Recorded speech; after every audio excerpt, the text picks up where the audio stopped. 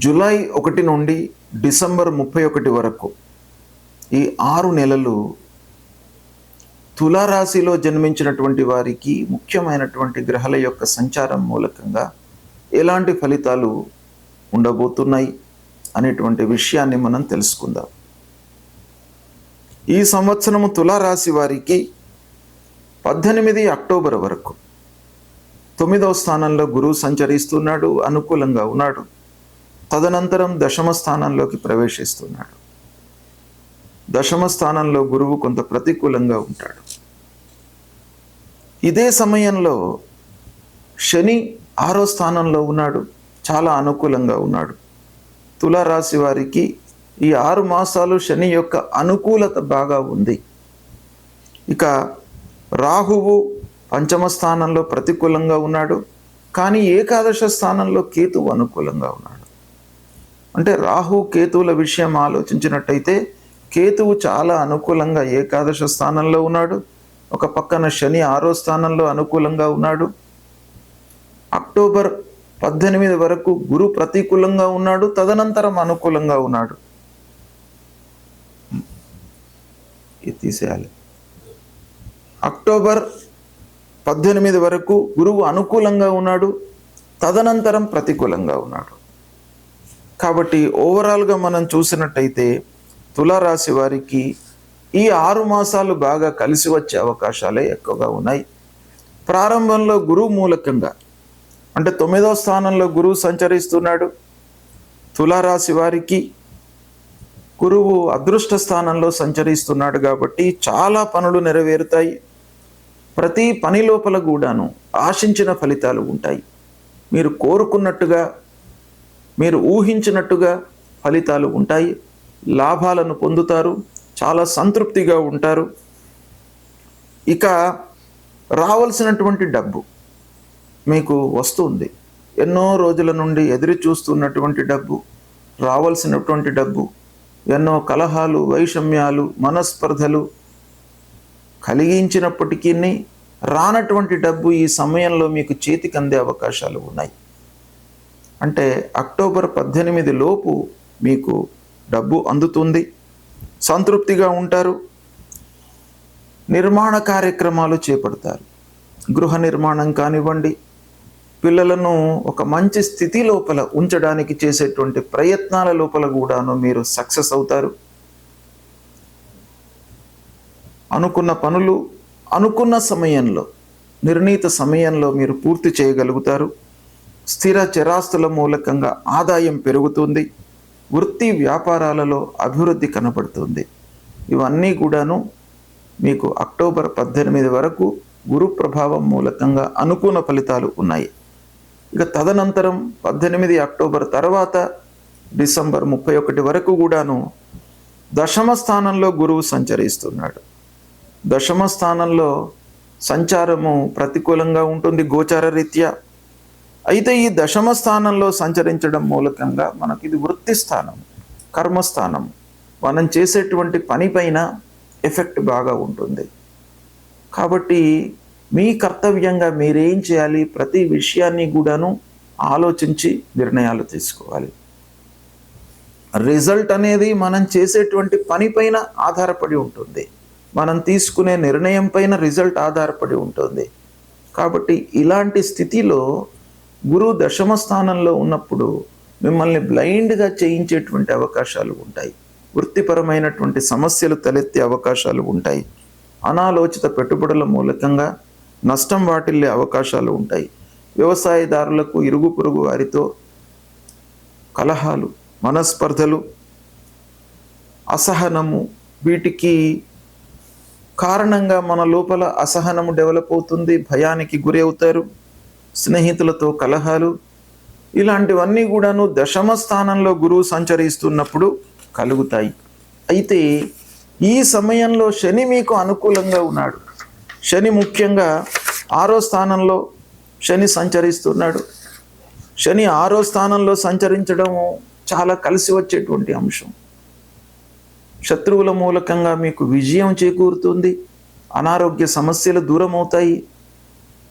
మీరు కొన్ని పనులను సాహసించి ధైర్యంతో మీరు చేస్తారు.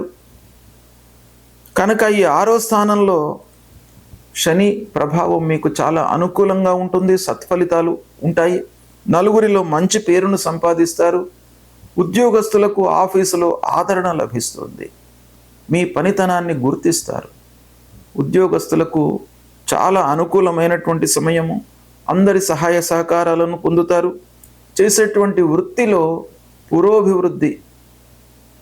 అభివృద్ధి మీరు అనుకున్న లెవెల్లో మీరు ఒక స్థితికి చేరేటువంటి అవకాశాలు బాగా ఉంటాయి.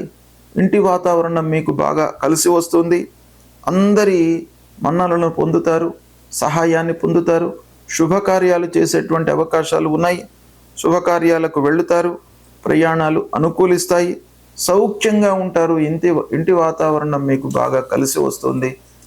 కుటుంబ పెద్దలు, తల్లిదండ్రులు, అన్నదమ్ముల యొక్క సహాయ సహకారాలు మీకు బాగా లభిస్తాయి.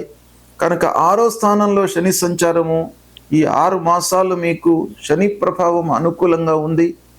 ముఖ్యంగా రావాల్సినటువంటి డబ్బు విషయంలో శని యొక్క ప్రభావం ఉంటుంది, ఖర్చు విషయంలో ఉంటుంది, ఆదాయము, వీటన్నిటి లోపల కూడా పాజిటివ్ ఎఫెక్ట్ అనేటువంటిది శని మూలకంగా మీకు జరుగుతుంది. కాబట్టి మీరు ఈ సమయాన్ని మీరు సద్వినియోగపరచుకోండి.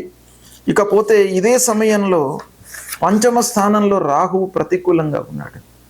ఈ రాహువు మూలకంగా ఏంటంటే కొంత వాగ్వివాదాలు తలెత్తే అవకాశాలు ఉంటాయి. ఎవరితో ముఖ్యంగా ఉంటాయి? అనవసరమైనటువంటి చర్చల మూలకంగా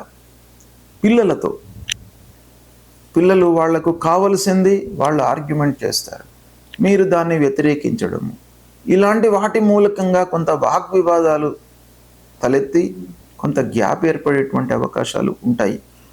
ఇకపోతే దాని మూలకంగా కొంత అసంతృప్తి, సమయానికి భుజించకపోవడము, శ్రద్ధ కనపరచకపోవడము పనుల లోపల, ఇలాంటివి కేతు మూలకంగా 5వ స్థానంలో సంచరిస్తున్నప్పుడు కలుగుతాయి. ఇది ముఖ్యంగా పిల్లలకు మీకు ఉండేటువంటి రిలేషన్ విషయం లోపల కొంత గ్యాప్ను ఏర్పరిచే అవకాశాలు ఉంటాయి. ఇక ఇదే సమయంలో మీకు పాజిటివ్ ఏంటంటే కేతువు ఏకాదశ స్థానంలో ఉన్నాడు. కేతువు మూలకంగా మీకు బాగా కలిసి వస్తుంది, చేతిలో డబ్బు ఉంటుంది. శని బాగా ఉన్నాడు, కేతువు కూడాను బాగా ఉన్నాడు కాబట్టి చేతిలో డబ్బు ఉండేటువంటి అవకాశాలు ఉన్నాయి. సద్వినియోగం చేస్తారు, పెట్టుబడులపై మనస్సు నిలుపుతారు, వస్తువులను కొనుగోలు చేస్తారు, విలువైనటువంటి వస్తువులకు మీరు కొనాలి అనేటువంటి ఒక ఆలోచన మీ లోపల డెవలప్ అవుతుంది.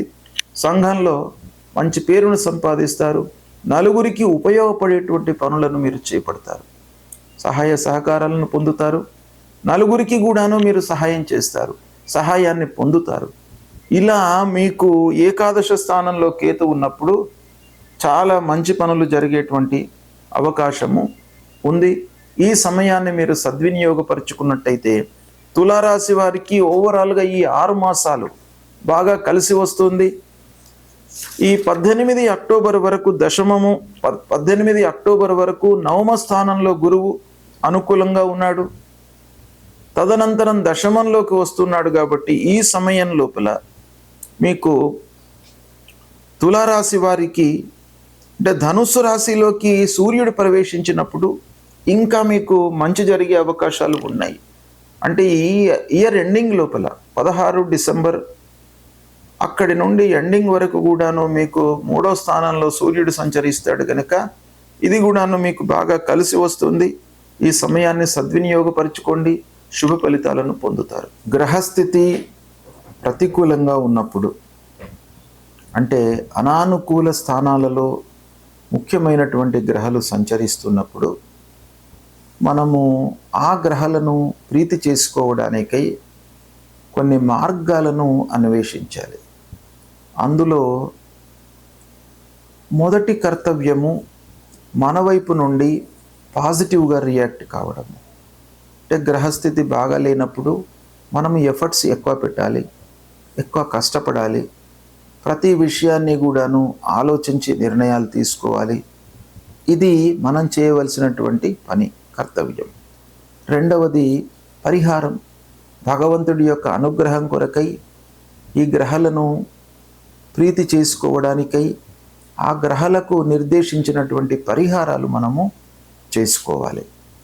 అందులో భాగంగా ముఖ్యమైనటువంటి గ్రహాలు గురు, శని, రాహువు, కేతువు, సూర్యుడు, అంగారకుడు. ఈ గ్రహాలు మనకు ప్రతికూలంగా ఉన్నప్పుడు ఏం చేయాలి? గురువు ప్రతికూలంగా ఉన్నప్పుడు గురువు నిమిత్తమై మూలమంత్రాన్ని ప్రతినిత్యం కూడాను జపించుకోవాలి.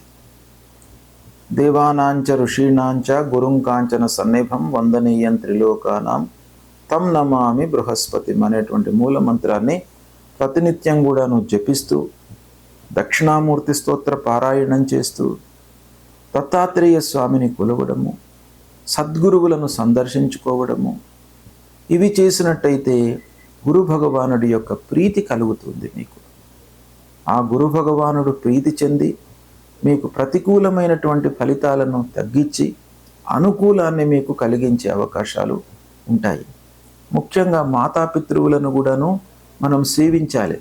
ప్రథమ గురువులు తల్లిదండ్రులు కాబట్టి వాళ్లను సేవించినట్టయితే మీరు ఆ గురువు యొక్క అనుగ్రహాన్ని పొందుతారు. ఇక శని ప్రతికూలంగా ఉన్నప్పుడు శనికి సంబంధించినటువంటి మూలమంత్రాన్ని చదువుకోండి, ప్రతినిత్యం కూడాను జపించండి. నీలాంజన సమాభాసం రవిపుత్రం యమాగ్రజం ఛాయా మార్తాండ సంభూతం తం నమామి శనైశ్చరం అనేటువంటి ఈ మూలమంత్రాన్ని ప్రతినిత్యం కూడాను చదువుకోండి. ఆంజనేయ స్వామి దేవాలయానికి వెళ్ళండి, ఆంజనేయ స్వామిని కొలవండి. మీ లోపల భయము, భ్రాంతి, ఆందోళన ఇవి లేకుండా మిమ్మల్ని కాపాడుతాడు. హనుమాన్ చాలీసా పారాయణం చేసుకోండి, శివాభిషేకం చెయ్యండి. మాస శివరాత్రి రోజున శంకరుడి దేవాలయానికి వెళ్ళి ఆ శంకరుణ్ణి పూజించండి. ప్రదోష సమయంలో శంకరుణ్ణి పూజించండి. ప్రతి మాసం లోపల కూడాను మాస శివరాత్రి వస్తుంది, అమావాస్య ముందు.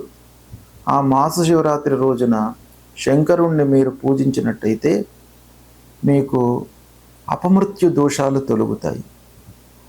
కాబట్టి ఆ శంకరుణ్ణి పూజించండి, ఆంజనేయ స్వామిని కొలవండి. ఇవి రెండు చేసినట్టయితే శని ప్రభావం తగ్గుతుంది.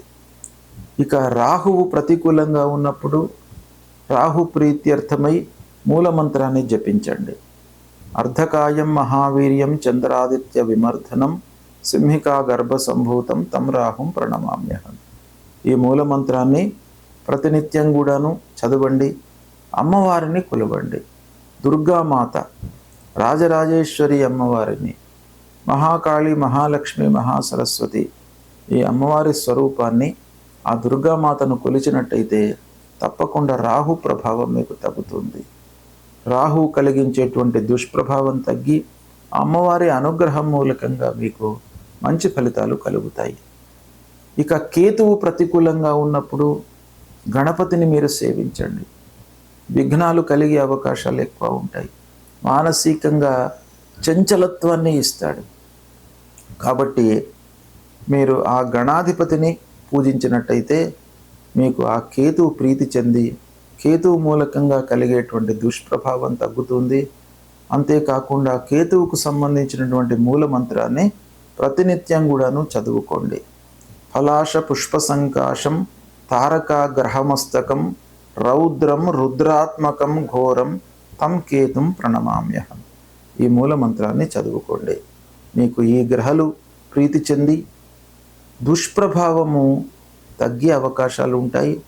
కాబట్టి ఈ ప్రతికూలంగా ఉన్నప్పుడు ఆ భగవంతుణ్ణి కొలవడము, కీర్తన చేయడము, లలితా సహస్రనామ పారాయణం చేయడము, విష్ణు సహస్రనామ పారాయణం చేయడము, సూర్య నమస్కారాలు చేయడము, సుబ్రహ్మణ్య స్వామిని కొలవడము, ఇలాంటివి మీరు చేపట్టినట్టయితే ఆ గ్రహాల మూలకంగా కలిగేటువంటి దుష్ప్రభావము పూర్తిగా నిర్వీర్యమవుతుంది.